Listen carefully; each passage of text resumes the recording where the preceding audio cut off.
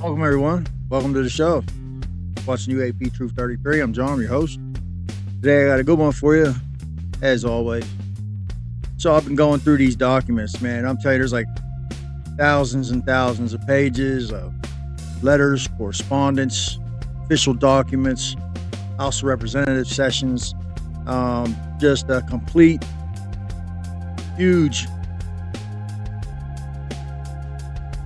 inventory, I guess you would call it, of evidence, different forms of evidence of the UAP and the non-human presence on the planet. Back then there was this organization called NICAP, and I believe they eventually dissolved and became MUFON. Although they may still be around, I'm not sure. I have to look that up.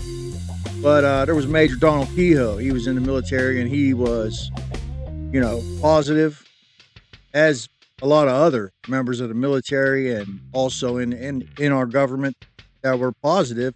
They were sure that UAPs existed, that they were in our skies, and that we needed to deal with it. And it's just amazing that, I'm reading the session from the House of Representatives in 1967, 1969. I think it was 69. And then there was another one previously, where they're talking to J. Allen Hynek. And it's funny because this is before his transition to when he became a spokesperson and, was really letting the world know that the UAP, UFO, back then it was UFO phenomenon, it was real. J. Allen Hynek. At one point, he was a skeptic.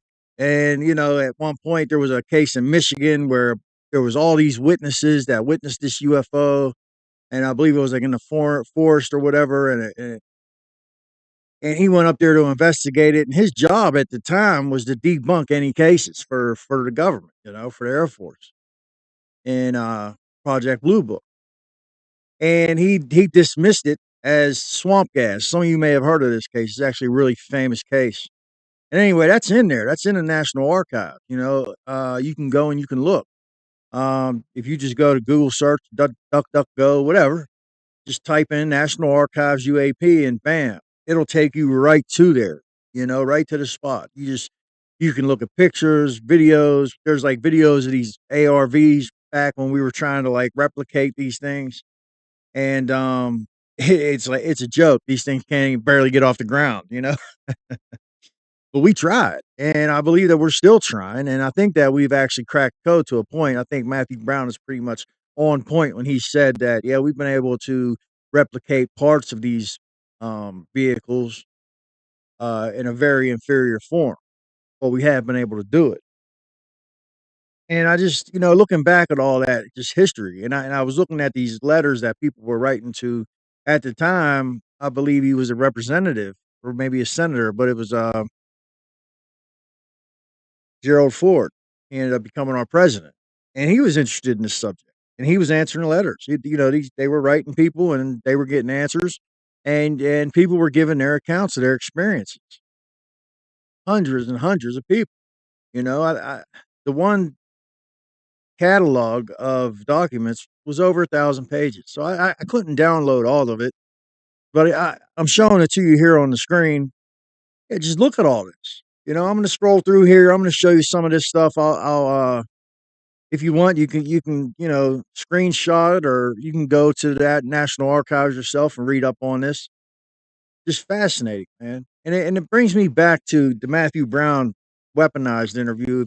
Those of you that haven't seen it or who don't know, Matthew Brown is a UFO whistleblower who came forward, and he was actually the one that authored the Immaculate Constellation documents that got turned over to Congress back when Lou Elizondo and Tim Gallaudet and Michael Gold and Michael Schellenberger were testifying before Congress.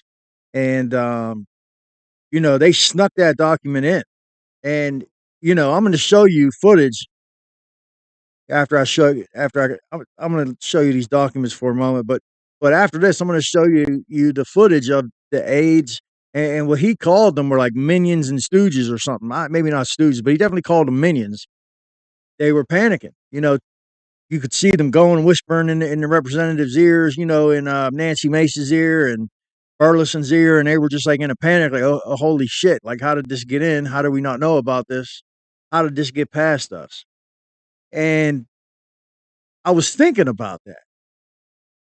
And it brings me back to intelligence agencies. And if you think about it, think about all the people that surround the president, people at NASA, maybe even the people in your local police force, people in your local courthouses, attorneys that work in your district or whatever, or your county or a city. How many of those are assets of the intelligence agency in one form or another? And if you think about it, how widespread does this secrecy and manipulation go? How deep does it go in our society? We already see with past operations like Operation Mockingbird, where they infiltrated media corporations globally, not just in the United States, globally. And this is why, Matthew Brown speaks of this secret global cabal that's secretly manipulating the trajectory of the planet, and that science has been repressed, that we're being held back. He said that the normies, right, are living in a carefully constructed dream, an illusion that's not real, that we're not being told the things we need to know, and it's an amazing interview. And a lot of people said they like part two better, but I think the third part of that interview and the end of the second, when they previewed the third, was possibly the most important, and it's just, and you see these distractions going on, right? Like you look at the case, the Diddy case and whatnot. And I look at these as just distractions, The the attorney prosecuting that is Comey's daughter. Remember Comey, the one that was, he was the FBI director, and during the first Trump administration he got fired. Remember him? Well, yeah, his daughter, this guy, the guy at Russiagate and all that, turned out to be total fiction. His daughter's the one's prosecuting Diddy. And it turned out that Diddy pissed off a lot of powerful people that was involved with his Ciroc, you know, contracts with this liquor company. And these people lost billions of dollars based on this. He was speaking about racism and stuff, and they didn't like that, and they lost out on billions of dollars. And apparently, you know, there was some, like, BlackRock is somehow financially connected to that company, and he pissed off some very powerful people. And this is when you start thinking, like, if you look at that case, right? And I know, look, a lot of you ain't. I don't have a law degree. A lot of you might not know a lot about the law, but he's charged with RICO, like actual organized crime, right? And it's the first time that I can think that I've ever seen one man indicted for a RICO case. It's organized crime. It takes more than one person, and they've yet to provide any evidence of any kind of organized crime. It's just what it seems to be is just like they're just totally character assassinating him and exposing all his secrets from things that he did in his bedroom. And yeah, he's a bad guy. Yeah, he was violent, but he's not charged with, you know, domestic violence. I could see if they charge him with, like, domestic violence, maybe some type of uh other type of abuse, of that certain nature. But no, he's not charged with that. He's charged with actually, like, organized. Now, maybe they're going to get into it later, but, and I only bring that up to say this: it's a big distraction. The whole world's paying attention to that, and it makes you wonder, like, why. And they do it a lot. This is calculated. They're playing chess when a lot of us are playing checkers. They're seeing the board, the whole board, and we're just looking at the next move. So you got to ask yourself, what are these distractions about? What what are we? What's the operation here, right? Because I always say we're the op, and when I say that, I mean we're the operation. There's an operation being run on us, the public. I firmly believe that. And I think that the interview with Matthew Brown on Weaponized is perfect example of that. Now just here, watch this clip. Watch how these aides during this congressional hearing, watch them panic and freak out right here. Watch this. And then I want you to listen to Matthew Brown's words after that, and I'll be right back. Third and final part of our interview with Matthew Brown, the author of the Immaculate Constellation Report. The submission of this report onto the congressional record and its announcement caught people by surprise. Its distribution was allegedly very tight, and these unelected members on these congressional staffs that get to set the agenda for our elected leaders had to scramble and adjust in real time. They panicked. What I have... You see what I'm saying? There was a lot of movement. There was a lot of action there. And then you listen to Matthew Brown's words about living in a carefully constructed reality, a dream, an illusion here. We're not being told the information that we need. We're being held back. At one point, he says that we've been left behind. And that's a chilling assertion. But if you look at everything, I don't know if any of you guys are familiar with David Grush, but he testified in July 2023. And he was really the one that kind of blew the lid off of this. And I mean, a lot of people did pay attention, but I'm going to say this. I would think over 50% of this nation's population ignored it. They're talking about hogwash, UFOs, just waved it off. And David Grush was speaking some serious knowledge. It wasn't really about the UFOs. Let's break down exactly what David Grush was saying. I mean, it did have to do with UFOs and UAP, non-human intelligence, biologics, and whatnot. But the main thing that we should have been concerned about at that moment, that really should have got the public, in an uproar, was the fact that he said that there's a secret group inside and outside of government, career people who are siphoning off mass amounts of taxpayer dollars into these black SAP special access programs. They don't have to answer to anybody. They don't have to tell us what they're spending our money on. They can use however much money they want, and they don't have to answer to anybody. This is like above top secret. There's UFOs, UAPs, this type of thing is classified, or has been classified, above nuclear weapons. And it seemed like people just didn't pay attention to that. And it's like, what are we doing here, man? And people are just out there trying to get by. And then they have these huge distractions. I've never seen a federal case go to trial this fast. They just arrested this dude, Diddy, in like October or September, I think. And he's already at trial on the federal level.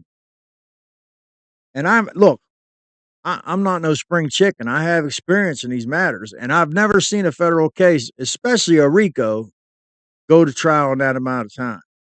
So it makes me wonder, what is the distraction about? Because the case is, I mean, if you ask me, the case is really, really weak for RICO. Yeah, they're exposing a lot of things about him and his woman and the things that they did in the bedroom. Okay, maybe he solicited a prostitute or something, but for the most part, it's not a RICO. That's not a RICO, And I digress. I apologize, but I'm just, what's the distraction about? And why now, when Matthew Brown's coming out telling us this at the same time? And I'm not going to let it go. This channel's going to be up. I'm going to keep speaking these truths. And I think that we need to keep putting the pressure on. Just amazing. Here's some documents here where you can see, I'm not quite sure who this is. Maybe it's Donald Keyhoe. speaking about the reality of UAPs, and it goes on in these documents. And I implore you guys, please go to the National Archives website, you know, and just look around, and you'll find some amazing things. And all of this is evidence, right? Like we were just talking about court, right? So all these documents, all these accounts, all these written statements from people in letters and such to their congressional leaders is evidence that this is a thing. I don't know. I just wanted to share that with you guys. I just wanted to break this down for you a little bit. And look, for those of you that's been with me for a while, I'm not talking to you like you're idiots. I have to kind of go back and repeat a lot of this stuff for the people that haven't been watching my channel, like, people that aren't quite as familiar with this subject as we are. And that's okay. I love to explain these things to people who aren't quite that yet, as familiar with the subject as we are, especially the political side of it.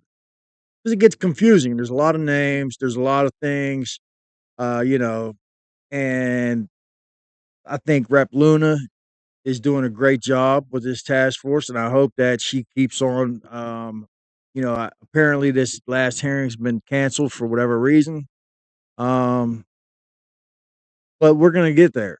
I got faith that we're gonna get there, and we're gonna keep the pressure on. And not only the National Archives, but there's not the Black Vault with John Greenwald. That's a hell of a resource where you can actually go and look at a lot of documents and stuff um, concerning this subject. Lots of evidence because all he does is FOIA, FOIA, FOIA, FOIA.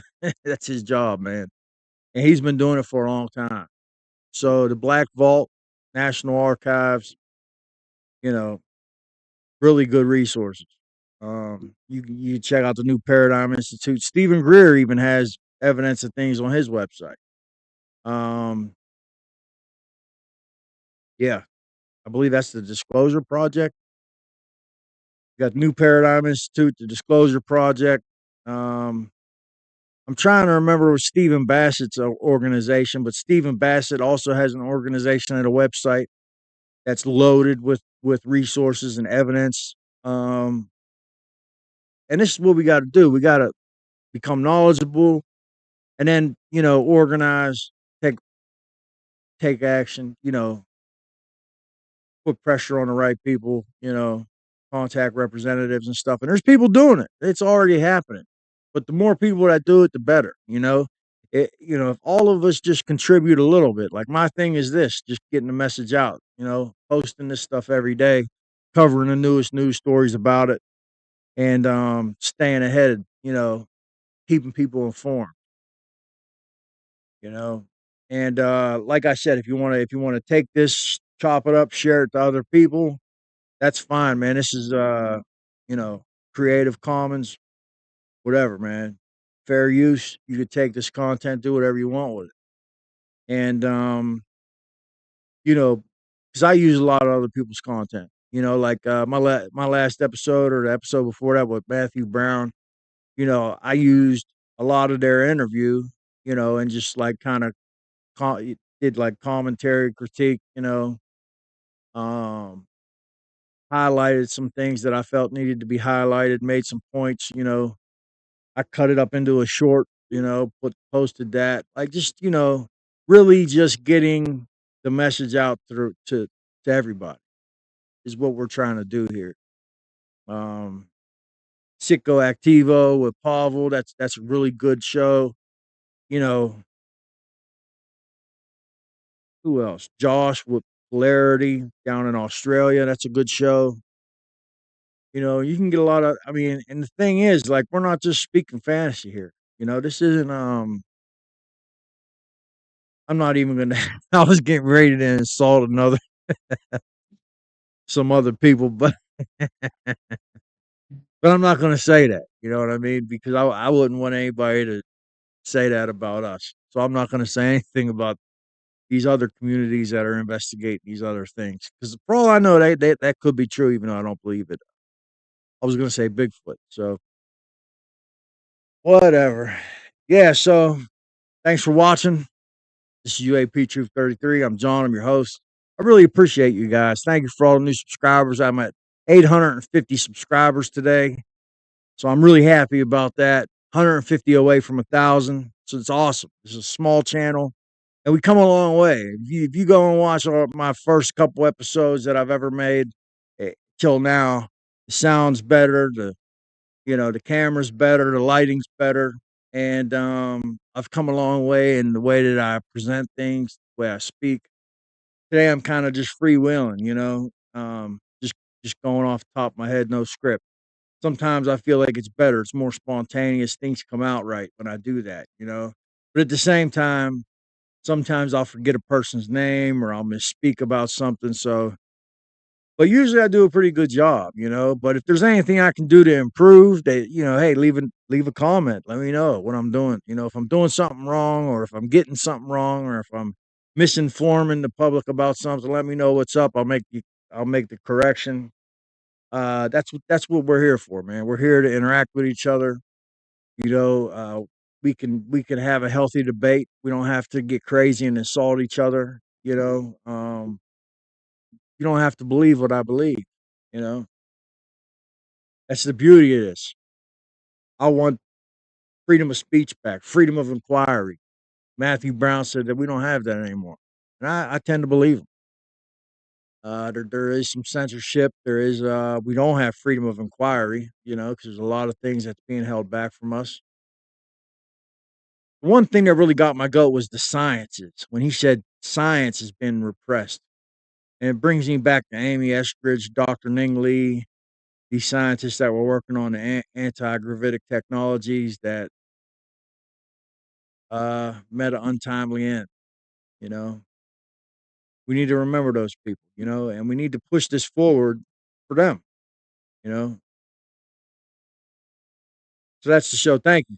Please hit the like and subscribe. Share it with a friend. Share it with 2 friends. Till tomorrow. Peace.